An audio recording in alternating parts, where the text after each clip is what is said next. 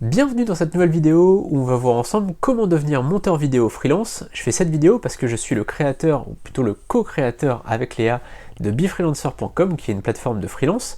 Et aujourd'hui, eh bien, on est en manque, on est en pénurie de monteurs vidéo, c'est assez dingue, il n'y a pas beaucoup de métiers comme ça, mais il y a certains métiers, par exemple le community management ou le montage vidéo aujourd'hui où on est en manque d'effectifs, il n'y a pas assez de services pour répondre à la demande et en fait finalement on a des monteurs vidéo aujourd'hui qui sont un peu sous l'eau et qui parfois refusent des commandes. Donc franchement si aujourd'hui vous êtes monteur vidéo, pensez à ajouter vos services sur des plateformes, on en parlera juste après, mais aujourd'hui on va voir surtout comment devenir monteur vidéo freelance. La première étape qu'on voit rarement, c'est de créer soi-même une chaîne YouTube ou un compte TikTok. Le mieux c'est YouTube puisque vous pouvez faire des vidéos de la durée que vous voulez et vous pouvez vraiment vous amuser sur les transitions, sur le contenu, sur ce que vous allez pouvoir faire comme vidéo. Et vraiment voilà, je vous conseille aujourd'hui si vous n'avez pas de chaîne YouTube et que vous voulez faire du montage vidéo, de déjà avoir une chaîne YouTube où vous allez vous amuser, créer du contenu sur le sujet que vous voulez, la thématique que vous voulez. Ça peut être du gaming, ça peut être si vous êtes fan d'histoire, vous pouvez faire de la vulgarisation d'histoire, peu importe en fait, ça peut être de la cuisine ou vous filmez en train de faire de la cuisine, peu importe. Et en fait le gros avantage de ça, c'est que ça va vous faire une expérience devant la caméra, derrière la caméra, en montage, et évidemment ça va vous faire une crédibilité, puisque quand vous allez montrer à des clients, voilà, j'ai cette chaîne où j'ai X abonnés, j'ai X vidéos, j'ai fait ça, j'ai fait telle vidéo, regardez là c'est un plan, ça, j'ai fait ça, voilà, j'ai fait le montage comme ça, j'ai fait des transitions comme ceci, etc. Et bien vous allez pouvoir vraiment montrer votre professionnalisme, vous allez pouvoir vraiment montrer tout l'étendue de votre talent. Il y a des gens par exemple qui sont monteurs vidéo et qui font des vidéos de voyage, alors ils vont pas forcément loin, mais ils vont dans la région voisine, ils vont dans leur propre région, ils font des superbes vidéos, et ils marquent montage par mois, ils mettent leur service, ils mettent le lien vers leur service dans la description. Ça permet vraiment de les faire connaître. Et finalement, il y a des personnes qui peuvent aller payer plus cher, puisque c'est eux.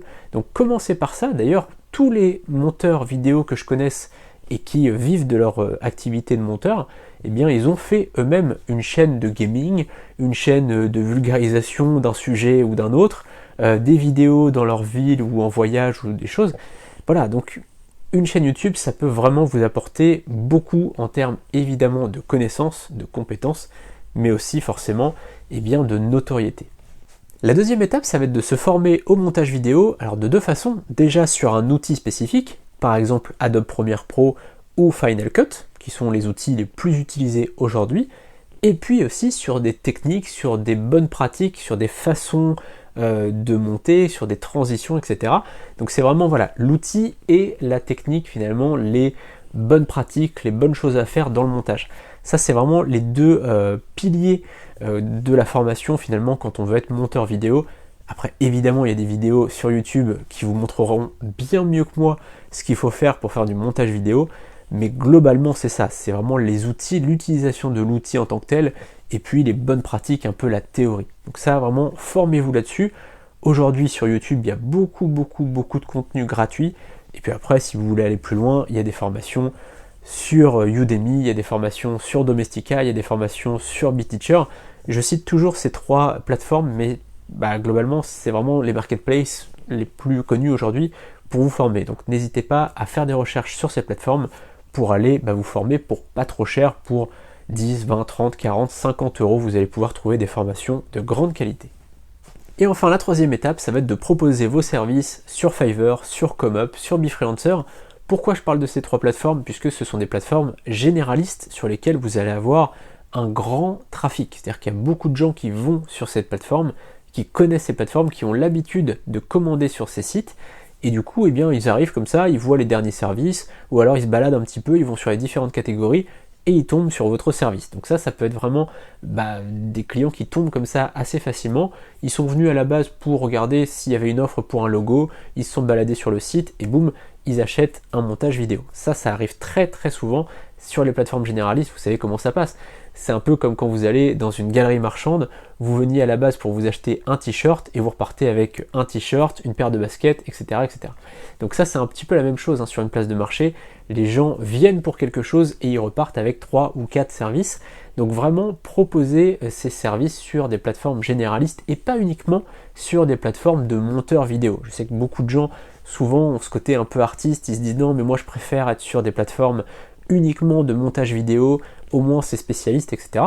C'est très bien de les utiliser, mais c'est bien aussi d'aller sur des plateformes généralistes où on vend de la création de sites, du graphisme, etc. Puisque forcément les clients ils viennent, ils se baladent et puis ils peuvent tomber sur votre service et se dire tiens, ça tombe bien, je cherche un monteur vidéo, je vais contacter cette personne.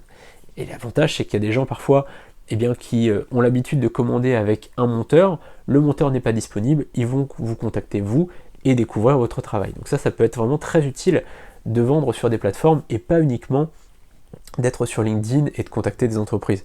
C'est bien aussi, c'est que là ça vous fait de la prospection inactive, c'est-à-dire que vous êtes sur la plateforme, vous n'avez pas besoin de prospecter vous-même, ce sont finalement les plateformes qui prospectent à votre place. Donc ça vous pouvez le faire, vous pouvez proposer vos services, ça va vous faire des ventes régulières.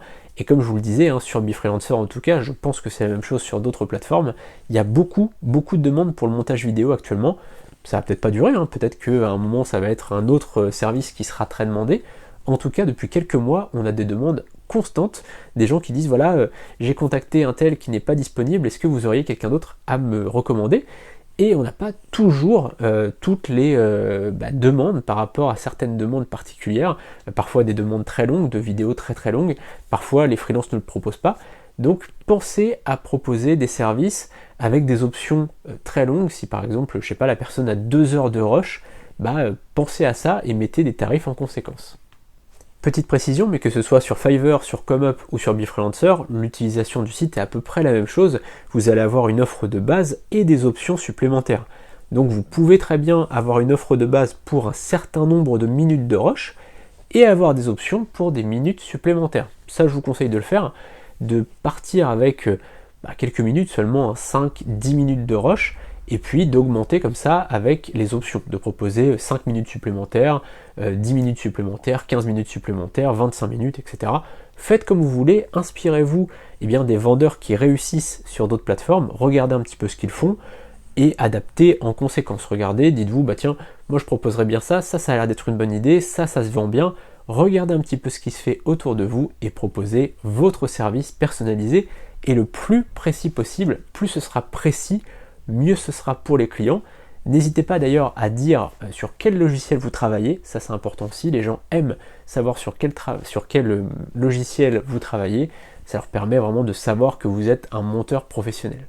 Voilà, c'est la fin de cette vidéo, j'espère qu'elle vous a plu et qu'elle vous sera utile. Vous pouvez vous abonner à la chaîne YouTube pour être prévenu à chaque fois qu'il y a une nouvelle vidéo en activant la cloche, et vous pouvez laisser vos commentaires pour me poser vos questions, pour me donner des suggestions de vidéos que vous aimeriez voir sur cette chaîne. Et on se retrouve très bientôt, vous avez le lien de Befreelancer si vous voulez vous inscrire. A très bientôt, salut!